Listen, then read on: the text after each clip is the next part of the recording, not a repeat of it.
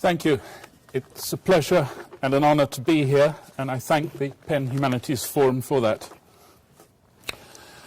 In The Gift, an early novel by the Russian exile Vladimir Nabokov, the novelist offered the following alleged quotation from a perfectly fictitious French philosopher, de Lalande, as follows.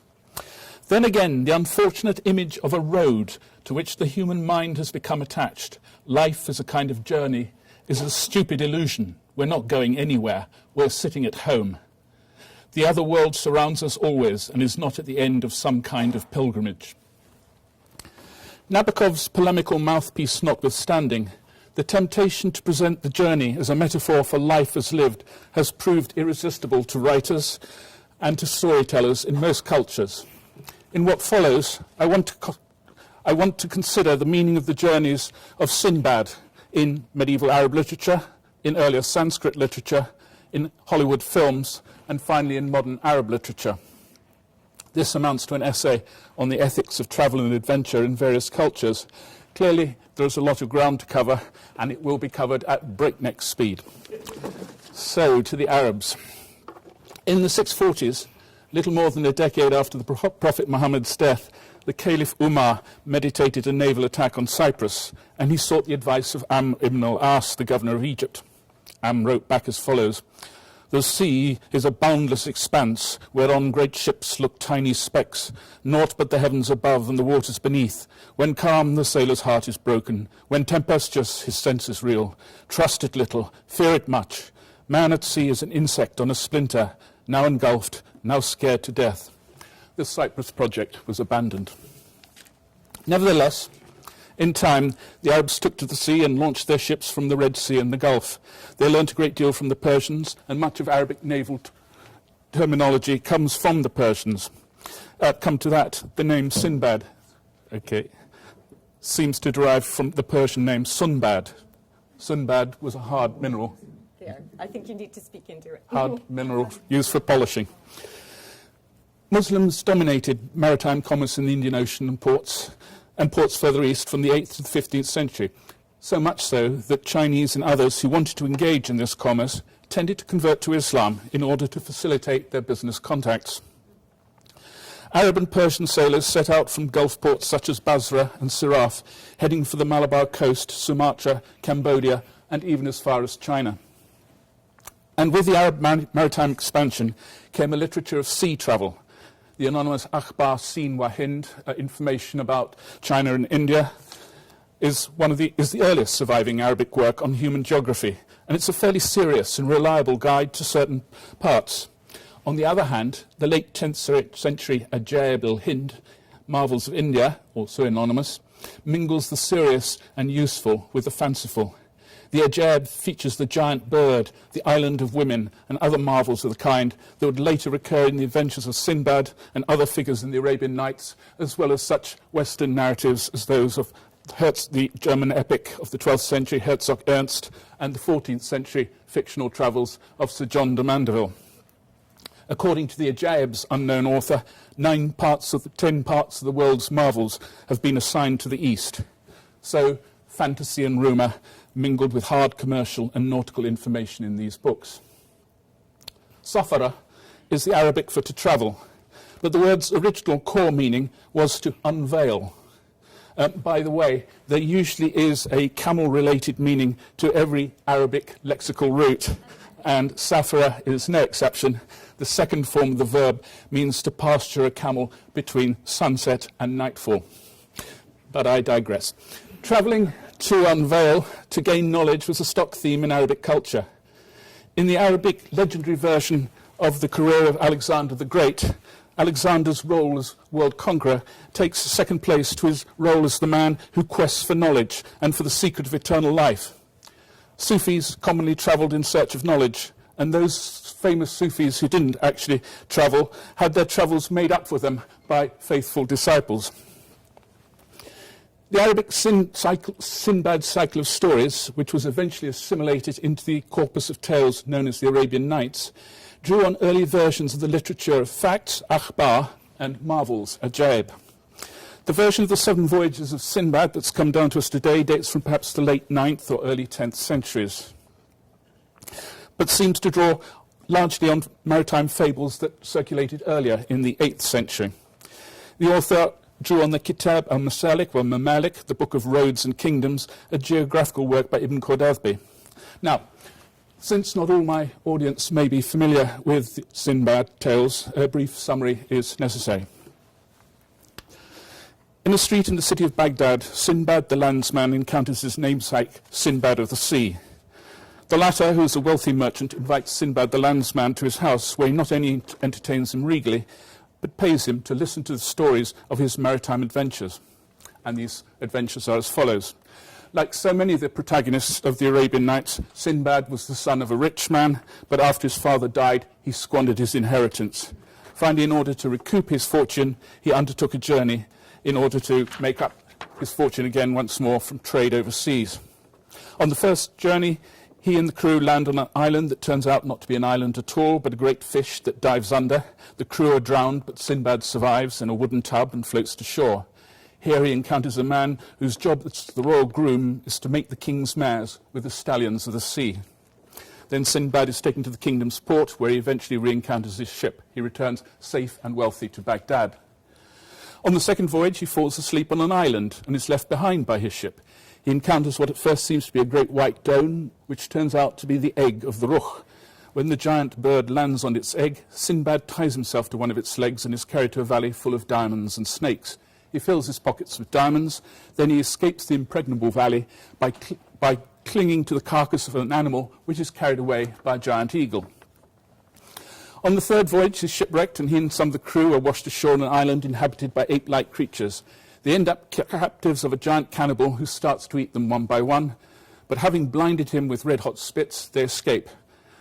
Then they encounter a giant serpent who is balked from eating Sinbad because he builds a protective wooden house around himself. A ship takes him safely home. On the fourth voyage, his ship is wrecked again. Sinbad seems to be a kind of ancient mariner, bringing ill luck to any ship he's on. He lands on an island where he narrowly escapes being poisoned by the cannibal Magians. He escapes to a more civilized part of the territory where he makes his fortune by inventing and selling saddles and bridles, things that were previously unknown there. He marries, but when his wife dies, he discovers it's the custom of the land to entomb the husband with the dead wife. He survives in the tomb pit by killing and eating the men who are thrown in after him and finds a way out of the cave. He returns to Baghdad with the treasures he's gathered in the death pit. On the fifth voyage, Sinbad travels on and is attacked and sunk by the Ruh. Cast on an island, Sinbad foolishly allows an old man, the old man of the sea, to sit upon his shoulders. Once so seated, the old man with his strapped legs around Sinbad's body will not let him go, but uses him as a beast of burden. Sinbad escapes by getting him drunk and then killing him. A passing ship then takes Sinbad on to the land of the black people. Sinbad makes a fortune by throwing stones at apes in trees and collecting the coconuts that the apes throw back at him. On the sixth voyage, the ship smashes against a mountain. Sinbad, the sole survivor, collects the jewels and ambergris to be found on the peninsula, then builds a raft, travels along a stream through a tunnel, and eventually arrives at a city where the king of Serendib, which is Ceylon, asks him to take presents to the Abbasid Caliph Harun al-Rashid. The Caliph, when he hears of Sinbad's adventures, gives the orders that they be written down. And then there are two anticlimactic versions of the seventh voyage. In the first, Sinbad's ship is driven by a storm to a remote sea where the tomb of Solomon is. The captain reads from a book that a great fish devours all ships in the sea. The great fish does indeed approach, but is eaten by an even larger fish. Then the ship is sunk, but Sinbad survives, and having built a raft of sandalwood, he reaches inhabited land where he sells sandalwood for a profit. At the beginning of every month, the inhabitants of this land are briefly transformed into birds. Sinbad wants them to take him up with them. He's taken up by a birdman, but when he invokes and praises God, the birdman is struck and killed by a bolt of fire, and Sinbad falls to earth. He subsequently kills a dangerous serpent before returning home. In the second version, Sinbad is sent by the Caliph to Serendib, where he discovers the elephant's graveyard. Well now, the sea, having functioned as a kind of roulette wheel, the instrument of chance, which has given him both good and bad fortune. Finally, though, Sinbad abandons all thought of travelling. He has achieved tawbah, or repentance from folly, and found peace at home. Clearly, Sinbad is no sailor. He voyages for God and profit.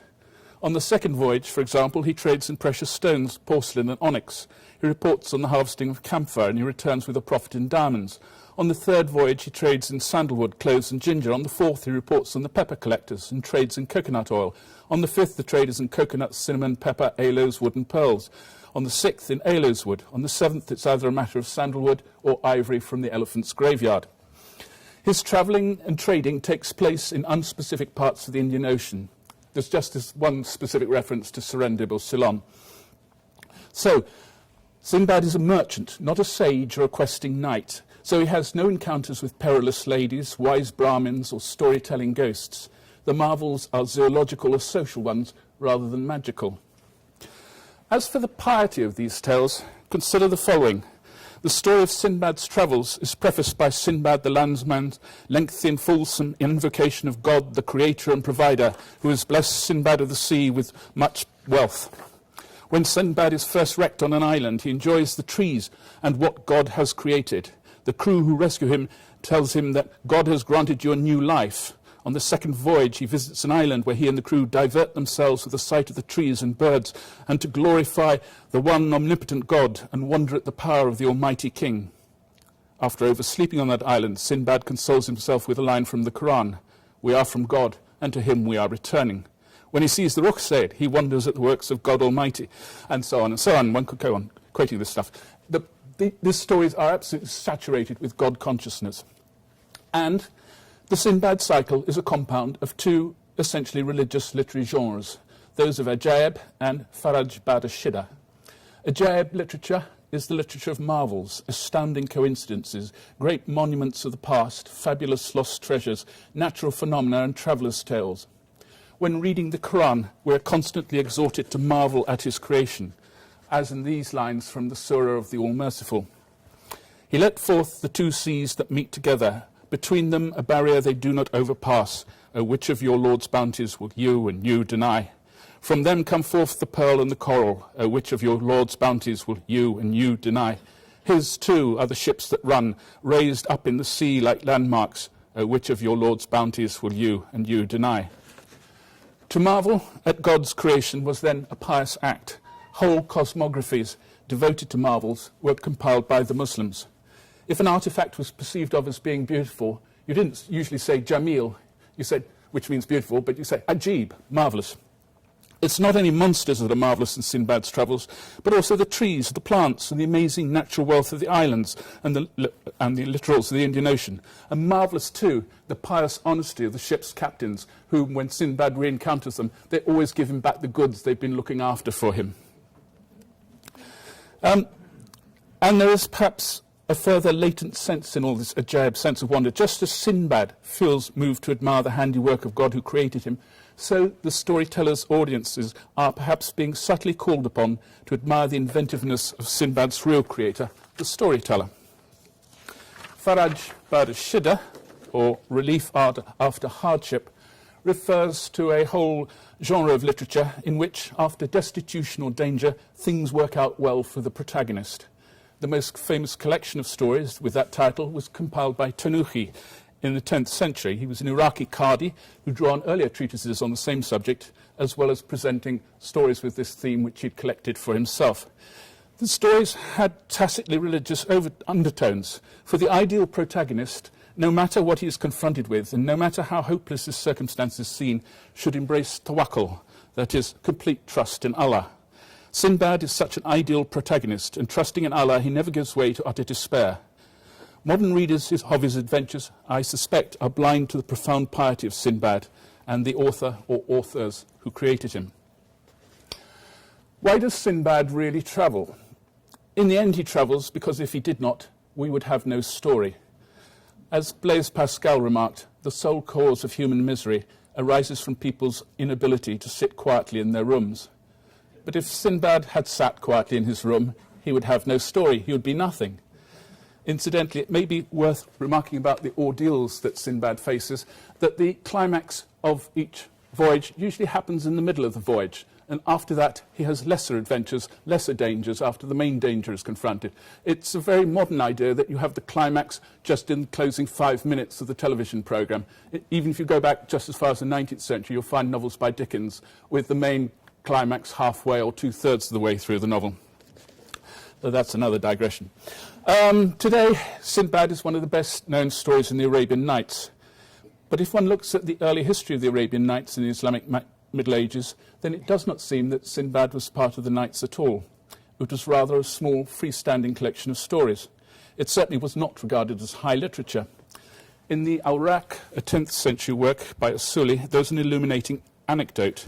The grandmother of a young Abbasid prince, who was later to become the Caliph al-Radi in the 10th century, sent eunuchs to requisition his books so that she might censor his reading.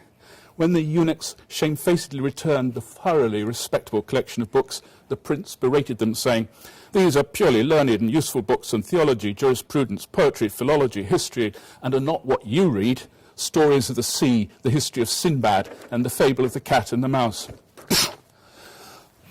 Well, the Sinbad stories might perhaps have been forgotten in the Middle East and unknown in Europe, but at the very end of the 18th century, the antiquarian and Orientalist Antoine Galland picked up a manuscript of the Sinbad stories, translated it into French, and published it. It was a publishing hit, and it was at this point that Galland, having been misinformed by someone that the Sinbad stories were part of the 1001 Nights, also known as the Arabian Nights, started to look for a manuscript of that larger work, and eventually he republished the Sinbad stories as part of his world-famous translation of the Arabian Nights. Galland, being a creature of the 18th century, 17th and 18th century, took considerable liberties with his translation. He made the prose more stately and more decorous in conformity with the taste of his time. The Arabic original has a great deal of repetition and recapitulation, as you'd expect from stories that are designed to be told orally.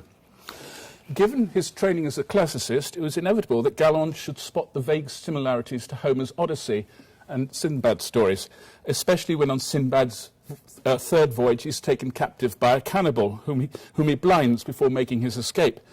And given the license that Galland thought he was due to as a translator, he thought it was duty to improve the Arabic original. So whereas the cannibalistic giant in the Arabic has 2 eyes, in Galland's translation he has 1 eye to underscore the Homeric resemblance.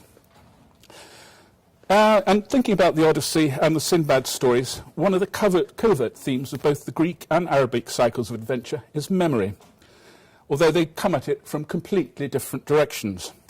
Odysseus seems to be repeatedly in danger of forgetting his ultimate goal, Ithaca, where his wife, son, and kingdom wait for him.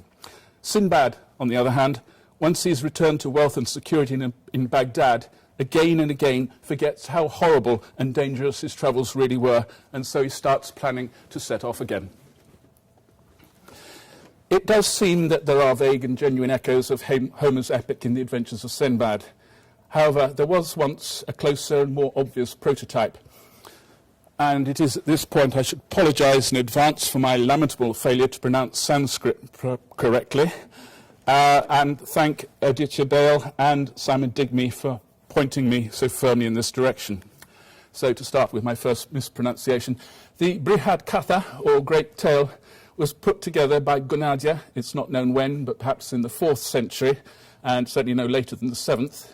This was a great collection of stories in which there is one overarching story, a strange tale involving a king, an ascetic, and a garrulous storytelling cemetery ghoul. And this story frames other stories, some which in turn frame yet other stories, just as you get in the Arabian Nights.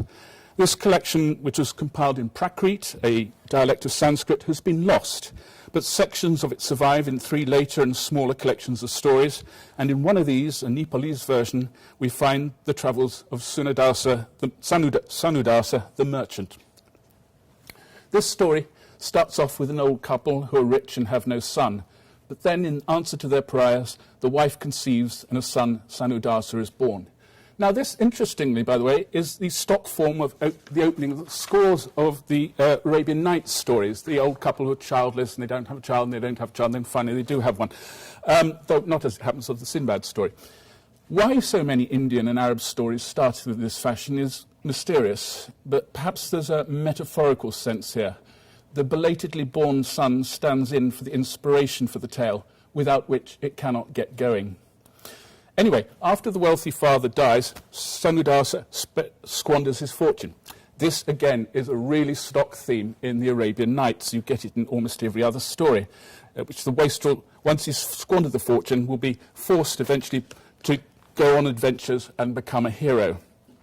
And this certainly was the case with Sinbad. He squanders his father's fortune, and so then off he goes sailing and so on. Now, in the case of Sanudasa, Ganga, a rapacious courtesan, is responsible for relieving him of most of his fortune, so that Sanudasa finds his mother and his wife reduced to living in a colony of the poor.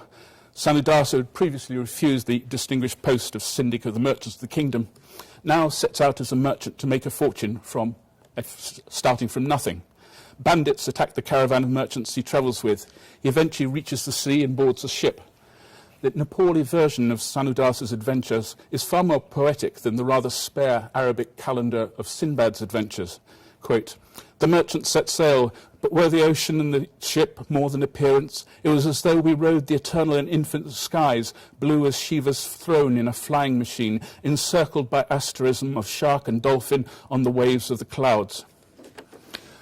Like Sinbad, Sanudasa encounters many perils. A whale wrecks the ship he's travelling on and he hangs onto a plank until he's washed ashore on a strange island where he encounters a woman, Samudradina, gift from the sea, who's destined to become his second wife. When they're rescued, they board the ship with a hoard of mother of pearl that they've accumulated on the island. But then there's another shipwreck and Sanudasa loses everything, including the wife, all except for some pearls that he's buried in his hair. Once he's washed ashore on a new land, he makes a fresh start as an expert on precious stones. Much of the money he makes is invested in cotton, but the house full of cotton goes up in flames. Now it's the custom of this land, apparently, to immolate the man in his burning house if he's unlucky for his house to catch fire.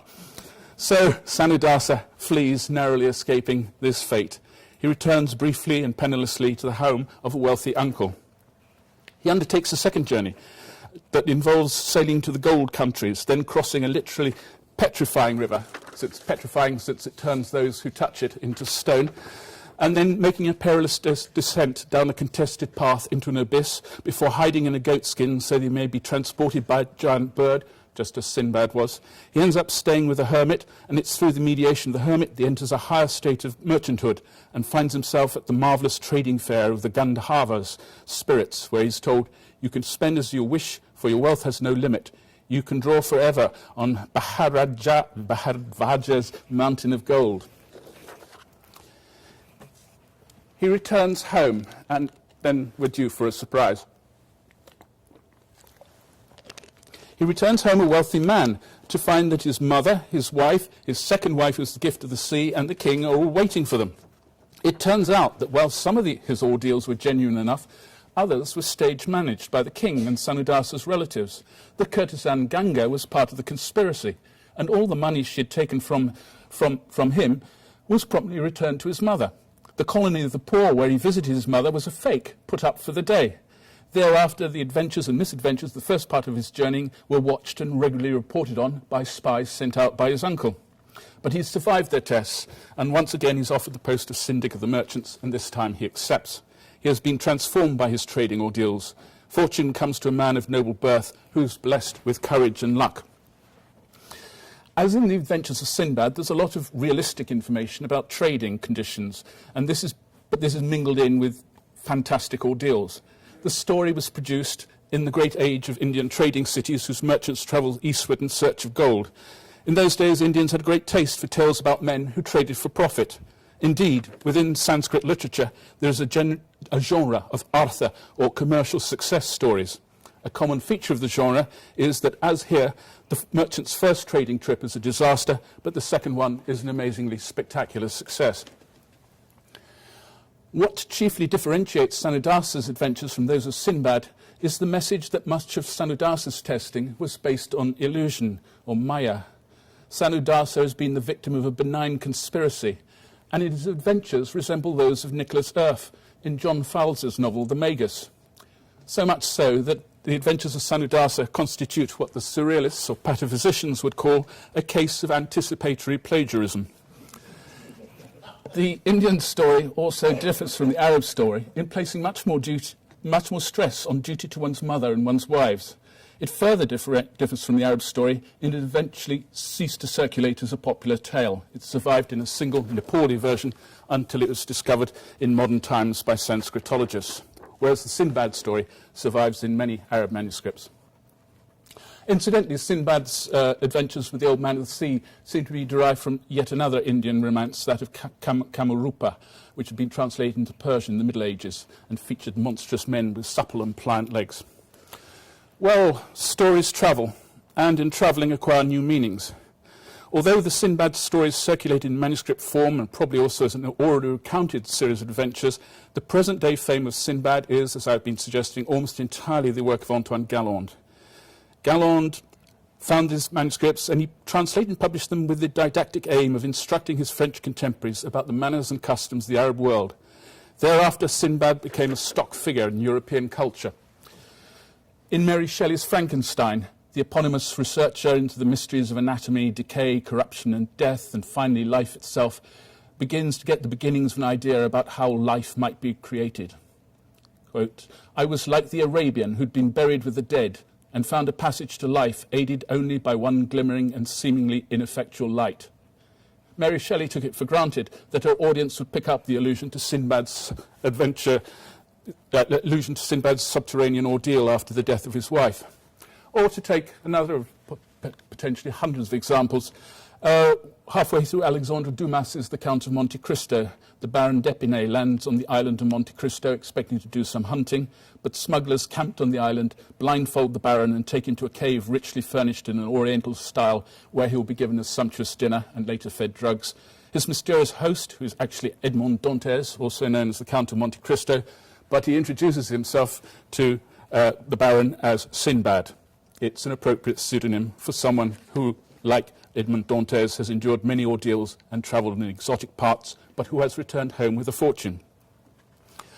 Sinbad survived in Western culture and became, together with Aladdin and Ali Baba, one of the select few whose adventures were judged to be fit vehicles for burlesque and pantomimes. I mean, there's no need to go into the detail of all that. But the cinematic versions of Sinbad's story I would like to linger on. They include Sinbad the Sailor, 1947, Son of Sinbad, 1955, Seventh Voyage of Sinbad, 1958, Captain Sinbad, 1963, and so on. Setting aside an animated short version of Sinbad the Sailor in 1935, the earliest significant Sinbad film seems to be the 1947 Technicolor Sinbad the Sailor with Douglas Fairbanks Jr., Maureen O'Hara and Anthony Quinn. This is really rather late, considering that the earliest version of Ali Baba, directed by Ferdinand Zecker, dates back to 1902. Sinbad the Sailor was an attempt to emulate the achievements of the 1924 Thief of Baghdad, in which Douglas Fairbanks Jr.'s father had starred. But in the junior film, Sinbad undertakes an 8th voyage to find the treasure of Alexander, racing against the evil and mysterious Jamil to do so. In his Hollywood incarnation, Sinbad has become trickster's hero. He tries to buy a ship cheap at auction by scaring off other bidders. He steals the auctioneer's money. He bluffs his way into the harem to meet the beautiful Princess Shireen. He steals the ship. At another port, he impersonates the Prince of Deryabar. Then he uses trickery to escape on the Treasure Island. On the Treasure Island, he pretends he's the guardian of the treasure's lost son. Finally, he outwits both Jamil and the greedy Emir. The script is florid with lots of oldie world speak. Buckles are swashed, and the hero brims over with a zest for life. There are lots of woolly invocations of fate to make the script and plot seem more oriental. In the end, Shireen is, of course, more desirable than mere material treasure, and perhaps finding himself is at least as important for Sinbad as finding the girl. As it happens, the Arabian Nights does contain a lot of stories about tricksters and thieves, but it just happens the original Sinbad story was not one. But here's the main point. According to the conventions of Western cinema, Sinbad must either be a prince or a pirate. He is handy with a cutlass, and he knows how to manage a ship. He has a ready laugh and seems to be entirely fearless. So I doubt if he and his Arabic original would be on speaking terms. for the medieval Sinbad was a pious, nervous merchant. The medieval one seems to me a more mature fantasy hero. The reluctance of modern Western screenwriters and novelists to celebrate the achievements of travelling salesmen and tradespeople more generally is one of the more disagreeable effects of our culture. Dick Whittington in British folklore was a merchant, so was Sadko in Russian folklore. In more modern times, H.G. Wells has been one of the very few writers to make a shopkeeper the protagonist in several of his novels. One could also enlist in this dismally small canon Arthur Miller with his Death of a Salesman. Yet, if you go to the Arabian Nights, this teems with tradesmen who are the protagonists of the stories. Some of them are shopkeepers who sit minding their shop until one day a veiled lady enters and, raising her veil slightly, beckons that he should follow, and he does, and that's the beginning of his adventures. But some of them are travelling salesmen and international entrepreneurs.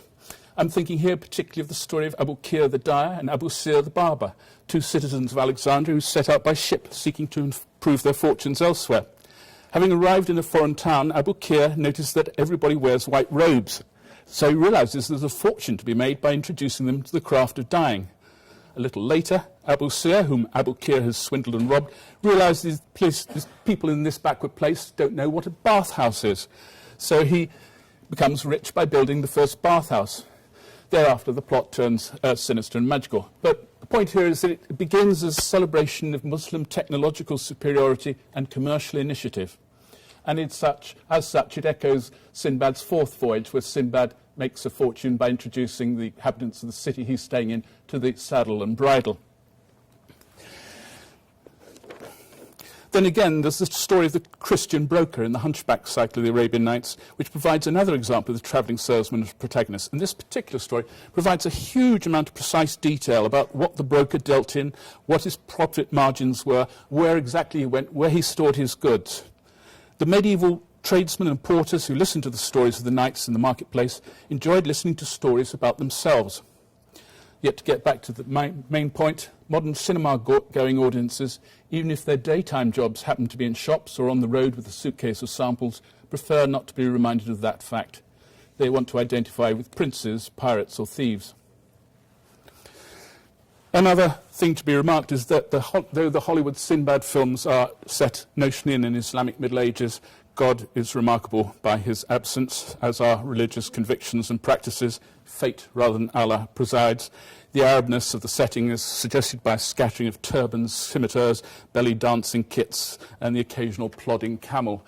But the monsters and the ordeals that Sinbad faces are amazingly eclectic and drawn quite often from Greek and Hindu mythology.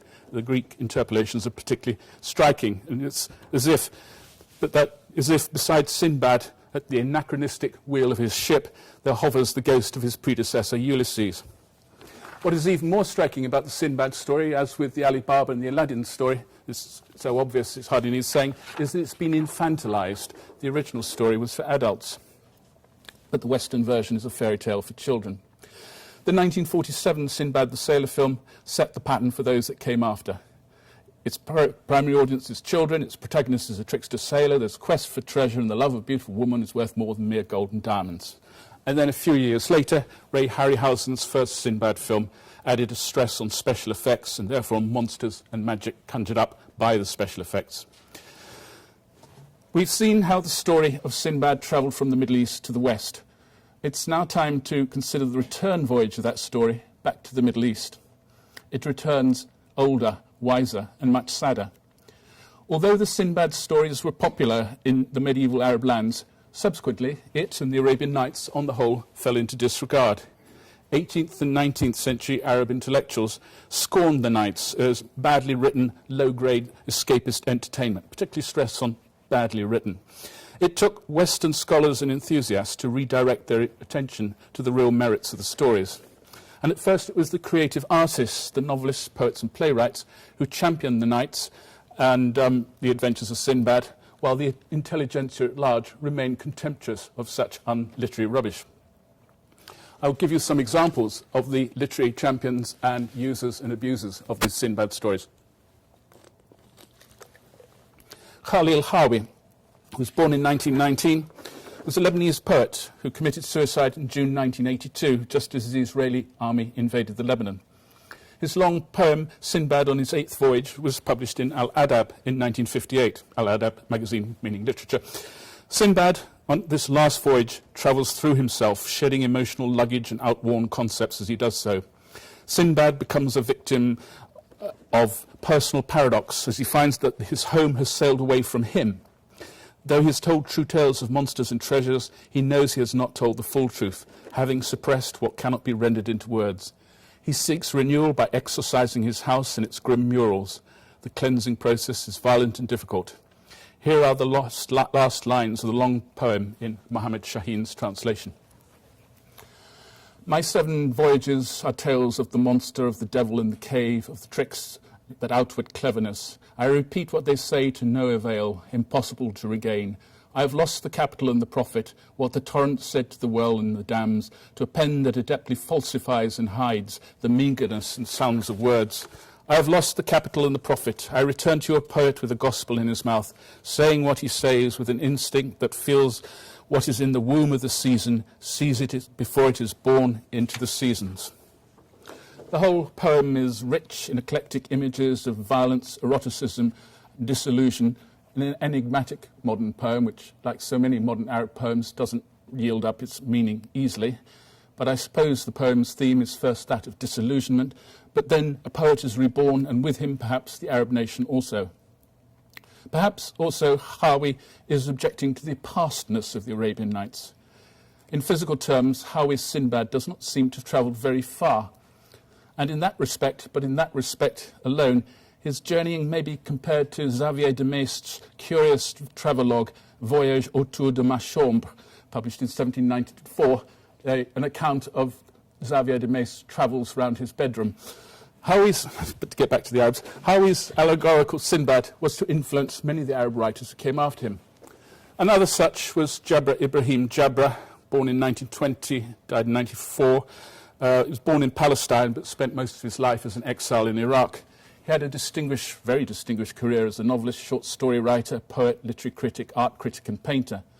In an interview he gave in the 1970s, he spoke of how the Arabian Nights had inspired him from childhood onwards. He stressed the universality of the Nights. They no longer belong to the Arab people if they ever did. They offer a dream of freedom to all people living under tyranny. Sinbad's adventures are those of universal man, and the Ruh, that great bird that lifts men out of the valleys of hopelessness and death, is an emblem of the possibilities in human life. Jabra's fine novel, As-Safina, the ship, is pervaded by imagery and metaphors drawn from the Arabian Nights. Jabra's ship is like Thomas Mann's Magic Mountain, a closed environment which provides a forum for leisurely conversations between emblematic individuals on grandiose themes of life, love, death. Issam Salman, one of the novelist's 2 protagonists, because he has left Baghdad and renounced the lover he had there, is compared to Sinbad. A little later, Wadi Asaf reflects that while the sea voyages give him a sense of adventure, adventures of sea in our age have no connection with Sinbad. But really, in denying such a parallel, he's drawing attention to it. Later, Issam will return to the Sinbad theme in talking to Wadi Asaf. For Issam compares the Palestinians in exile to Sinbad. Quote, they discover the unknown in distant places in order to forget their own alienation, to put an end to it, and to return victorious to a world they dearly wish would embrace and accept them. Like all adventurers, like every Sinbad, they can never remain among the people for long. This alienation and this lust for escape soon takes them off again. But Wadi Asaf, in reply, denies the validity of this analogy. Whereas Sinbad can, after all his wanderings, return home, the Palestinians have no homeland to return to. To take the third and final example, the Nobel Prize-winning novelist Naguib Mahfouz's Layali Alf Layla, published in 1982 and translated in 1995 as Nights of a Thousand Nights, is a melodramatic, modernistic pastiche Arabian Nights, in which the rewritten adventures of Shahryar, Scheherazade, Aladdin, Judah, and the third calendar dervish serve to deliver messages about politics and socio-economic conditions in modern times. Sinbad appears early on in the novel, arguing in a cafe with the porter, Aladdin, Maruf the cobbler, and others.